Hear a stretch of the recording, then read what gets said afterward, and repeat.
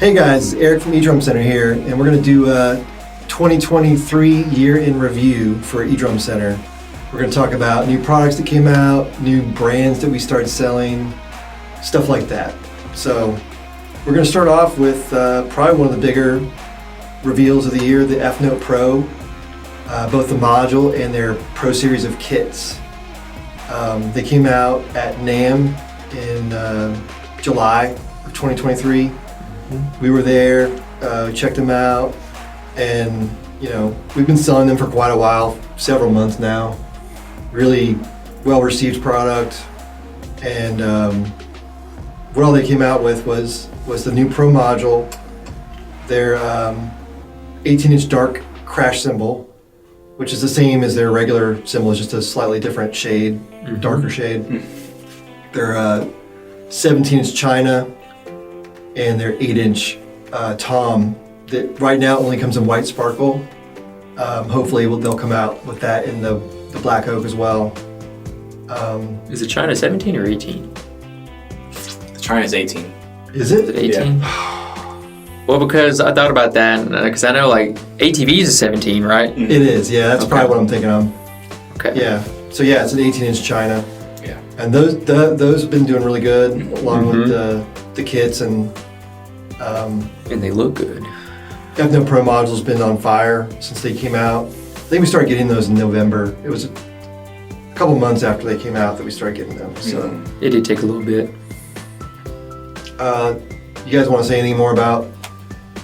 The Pro module was just a really cool thing to come out this year and kind of put a new spin for like new spin on how many inputs you can have, because we got the Mimic Pro and the 50X with quite a bit of inputs, but the Pro module said, hey, we're going to up that even more, give each crash cymbal a cup, give the hi-hat a cup, and on top of that I think a couple more inputs, and then just the amount of outputs really just set a new high standard for how much the module can bring in and put out at the same time. Yeah, we had a lot of customers that loved the Fnote modules and what they were doing, but because they only had a left and right and a couple extras if you split the headphone, just wasn't enough for a lot of our customers that want to play live, or churches that want to have full control over all the outputs. So yeah, it really gave them a game-changing module up in that category. It was also nice to see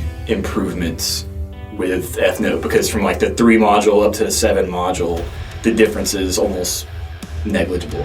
Like there's not much difference, but then the Pro module came out and it's like a lot of the issues and the sounds and the triggering I had with the other modules, they fixed those. Like the color touchscreen was way nicer. The touchscreen's way better, the ghost notes are way better, just the overall feel of how everything plays through it is just better. So it's nice to see like there is a substantial difference between this and the other series of modules. They're moving in a forward direction, for sure. Yeah, some real innovation. That's like one of the first modules that's like a 2-piece, right? It's like a stage box, and the module just has a controller. The idea of having a stage box on the ground is great, and it does still have a lot of cables and stuff down there, but they're not all hanging from your module.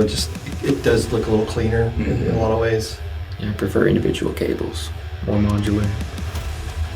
So yeah, it's the next big thing, which came out later in the year, was DWE, Drum Workshop's electronic kit introduction.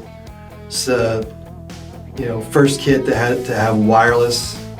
And true wireless technology that works. There's no latency. Yeah, that works. That's the key word. It can be that completely wireless with zero latency, basically. You helped set that kit up. It blows my mind. Yeah, it was a lot of fun to set that up. They're essentially DW shells, like really good shells that can be turned back into an acoustic. That's kind of game changing. They're that all new E cymbal, or like their own model up there of the electronic cymbal. That what is it? That metal top, plastic underside with a little compartment for the battery. That's like one of the. That concept isn't quite so new. The fact they're wireless is. Yeah, that's what I think we all agree that those are probably the thing that needs the most innovation. The drums are fantastic. They feel good. Yeah, the cymbals were a little loud. They're a little loud. And like pretty stiff. Yeah, I think they could definitely innovate some more there to really step it up and be a, home run product for everybody. The software's great. It sounds really good. Seems like pretty easy to use, even for somebody who doesn't like software. I was able to get in and play with a mixer and change kits. It's pretty cool. And if you are used to a VST, it's pretty much nothing you haven't seen before. Yeah. In terms of you'll be able to like kind of find your way around it pretty easily. It was definitely the biggest talk of the year before it came out and everything. It was like everybody was anticipating seeing this because when DW put out their trailer or whatever you want to call it, announcing it. That's true. Like it was just what everybody talked about. It was about a year. Yeah. They did that, and then it was about a year before we actually finally got them. Yeah. So definitely the biggest hype of the year in the eDrum world, and just the drum world. Even like a lot of non-eDrummers were. Fnote Pro was pretty really into this. Oh, not to discredit them. It's just everybody was talking about. I think Drum Workshop might have been a little bit more on the radar just because they're not a newer company like Fnote. Then Drum Workshop's like acoustic and. They're the drummers in general. Company in drums, in general. So we actually we started selling Porter and Davies early last year, very early. I think we got our first shipment in January. I was telling one of the customers that was playing one today that we didn't know what they were gonna do. We had people asked for them, so we got them. But they've been a huge success, huge hit at NAMM. Everybody loved it. I bought one for myself.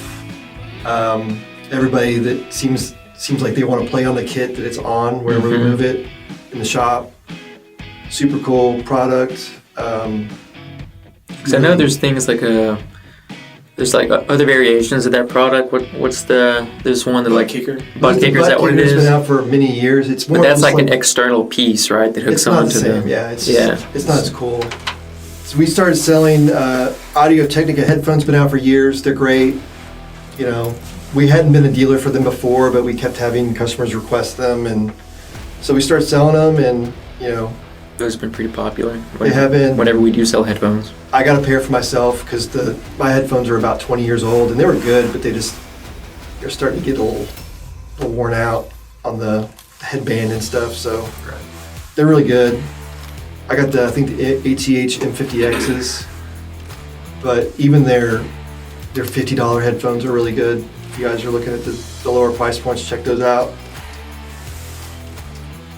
Next thing I've got is for a new product, which came out very late, was the Korg MPS 10 sample pad looper. It's kind of hard to just call it a sample pad because the looping function is something that the SPDSX Pro from Roland doesn't do, nor does the Alesis, as far as I'm aware. At least not like this. It's really easy to sit down and, using the internal pads, create a loop from the internal samples and sounds, and then either play over top of that on the pad itself or on your kit if it's integrated into your kit. I didn't get to spend too much time with it, but the time I did. We just got it. Yeah, you just played with it. Right. I'm taking one home. You haven't played on it yet? Nope. Really? Yeah. So we're going to be doing a video on that dedicated, so we won't talk too much about it. That's coming out in a couple of weeks. Yep. Kind of circling back to DWE, we just came out with a DWE video. Was it a week ago? So if you haven't checked that out, check that out. It's a pretty in-depth video. Another new product that came out super late in the year was the GrooveX Arc. We haven't had a ton of time with it. It seems really well made, and it's essentially like a Roland BT1 bar trigger. Pretty much, yeah. But slimmer, a little bit of a little different slimmer, design. and maybe like a little cooler looking. It's got the brushed aluminum chassis. It seemed to, work with some of the pads, some of the brains we had, but we're still playing with it. So we'll be doing a video on it too, probably short one soon. I want to talk about the Hawk Talon 2 because we did change our trigger system for our Hawk stuff. We had a lot of customers that love what we did, but with our Hawk Talon ones, we had to drill the drum shells. And so we tried to come up with a system where we didn't have to do that, and we did with Hawk Talon 2. It's essentially the same trigger system. It's something we build in-house, basically from scratch. And we wanted to make it really good triggering, but low price, because a lot of the stuff out there is just super expensive. And this is it's a really good, reliable system where we don't have to drill the shells anymore. So if you've got like a Yamaha or a DW or a really nice shell pack, and you don't want us to drill the shells, we can convert your kit without having to do that now. We can still do the Hawk Talon one, but I think just going forward, we're just going to mostly do the new version. It works just as well, and there's really no downside to it.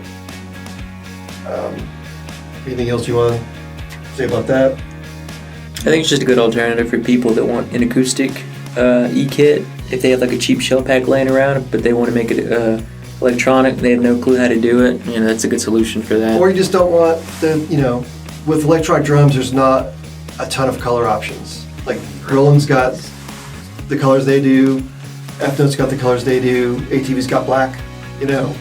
There's just not a lot of options out there. If you want something different, that's kind of where we step in. And obviously there's other companies that do it, but I feel like we're on the lower price range of things, and it's just as good as anything else that's out there. We've played it. It's yeah, we test every one we build before we ship it too, so they're all built in. They're all QC'd. Tennessee. They're not. We don't farm them out or anything. They're American made. America. So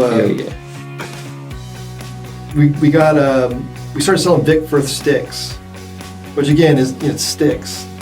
No big deal. We've been selling ProMark for a while. Customers prefer Vic Firth, so we started selling them. Vic Firth, and ProMark, Vader. It's pretty much our top 3 stick brands. Vic Firth is now owned by Zildjian, so we can get Zildjian sticks as well, and technically Zildjian cymbals. Dipsticks. So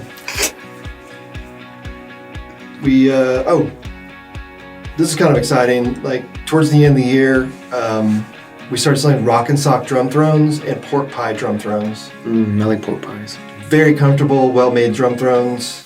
Kind of goes. They're not exactly like the stuff we already sold, which is great. DW and Tama and Pearl all make great drum thrones. Gibraltar, but these are a little different. A bit more flashy, especially like the pork pies. Usually they have more super comfortable. Options. Like I had never sat on a pork pie before we got that one in last week or a couple weeks ago, and I was like, I see why people like these for sure. They have a lot of good, cool pattern combinations. Tons of them. One thing to note on those, we're just stocking the black on black, just for simplicity's sake. Just went off to stock 100 different drum thrones. We can order those special colors, but it takes about 60, 90 days, they say, to build them. Sometimes they have them, sometimes they don't. Rock and Sock is another company. We're just stocking the black. You can get any color, but their lead times are 8 weeks. They're actually still built over in Waynesville, North Carolina, which is only like an hour and a half away from us. So one of the few products that's still made in USA. Same with pork pie. They're made out in California. What else did we talk about? It's new. I think that's pretty much it, except for I did have on here the Yamaha finger drum. That's the only new product from Yamaha. It's not really an eDrum product per se. They really kind of marketed towards producers that didn't really have a drum kit that wanted to do like MIDI with their fingers. And like a MIDI controller. Yeah, you've got one, so you want to talk about it? Yeah, it's pretty cool. I think it is for more like a producer, like you were saying. It's people that don't want to just like click in all the beats. They can kind of like play them out with their fingers and nothing else. Synchronize it after the fact in post. I played on the one sample that we got in. It seemed like the pads had a decent velocity sensitivity. Yeah, and they feel good. It was fun. I mean, it seemed like kind of like a throwback product almost, like to the majority of I think the majority of their samples too, from what I've heard, sounded just like a lot of the ones like on their actual DTX modules. I think they're derived from that. they were saying. Yeah. So the sounds are good. And they're not, you know, I think the one you got was around $200. Yeah, Yeah, I think so. $199. They're not crazy expensive, so if you're wanting to look at something just to like sit on the speed up your couch MIDI and make beats workflow. with, Yeah. kind of cool. And it has the speaker on it, and it's rechargeable. You could like take it anywhere. Yeah. The only other thing I've got is, you know, we were out of ATV stuff. We had a big run during the summer. We did a summer sale, which was very successful. But so we ran out of some stuff, and the incoming shipment took about a month and a half, 2 months longer than it should have for some reason. That's just the perils of importing products sometimes, and we didn't get them in until early December. We're fully stocked now on pretty much everything. If you've been waiting on us to get ATV, I know a bunch of customers have, so we're pretty good on it now. And that's it. I mean, anything else you guys want to talk about? I think that pretty much sums most of I everything just up. wanted to say thank you to all of our customers. Oh, of course, yeah. Yeah, and like it was a heck of a year. Lots of fun. Super busy. We've added people on to try to help make sure our customer service doesn't slack at all. And This is our most successful year so far too. For Yeah, sure. as we're getting busier, we want to make sure we are still taking care of customers like we did in the early days. You know, when I was doing everything, and for a second it was just me and Aubrey, and now we've got 4 or 5. You know, we've got somebody that's dedicated answering the phones and stuff. So yeah, we really appreciate our customers. You guys have made all this possible. We want to make sure we're the go-to place for electronic drums and have everything you guys want. So like, feel free to in the comments, you know, if we don't carry it, Yeah, let us know what you'd like we're to open see. to listening to customers, and like we want feedback on what we need to do to make it a better store. So yeah. Yeah, any sort of ideas, like video ideas, any products you think we should carry, anything that you would like to see us do, you know, just let us know in the comments below. Be great to hear from everybody. All right, we'll wrap it up at that, and so long. Hope everybody has an awesome 2024, and we'll talk to you later. Peace. Later. bye.